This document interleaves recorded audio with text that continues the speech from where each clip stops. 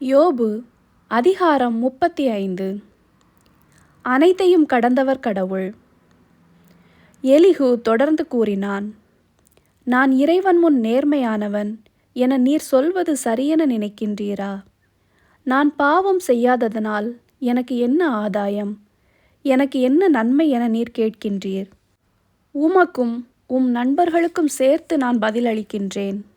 வானங்களைப் பாரும், கவனியும். இதோ உம்மை விட உயரே இருக்கும் முகில்கள்.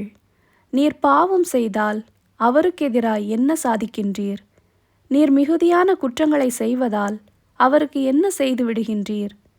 நீர் நேர்மையாயிருப்பதால் அவருக்கு நீர் அளிப்பதென்ன? அல்லது உம் கையிலிருந்து அவர் பெறுவதென்ன? உம் கொடுமை உம்மை போன்ற மனிதரை துன்புறுத்துகின்றது. உம் நேர்மையும் மானிடர்க்கே நன்மை பயக்கின்றது. கொடுமைகள் குவிய அவர்கள் கூக்குரலிடுவர். வலியவர் கைவன்மையால் கத்தி கதறுவர். ஆனால் இவ்வாறு எவரும் சொல்வதில்லை. எங்கே என்னை படைத்த கடவுள்? இரவில் பாட செய்பவர் எங்கே? நானிலத்தின் விலங்குகளை விட நமக்கு அதிகமாய் கற்பிக்கின்றவரும் வானத்து புள்ளினங்களை விட நம்மை ஞானியாக்குகின்றவரும் அவர் அன்றோ? அங்கே அவர்கள் கூக்குரலிடுகின்றனர்.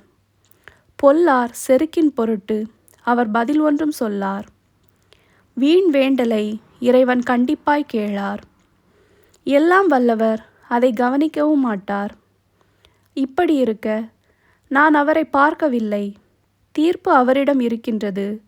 நான் அவருக்காக காத்திருக்கின்றேன் என்று நீர் கூறும்போது எப்படி உமக்கு செவி கொடுப்பார்?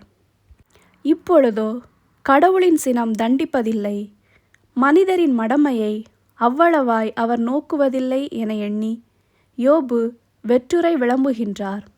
அறிவில்லாமல் சொற்களை கொட்டுகின்றார்.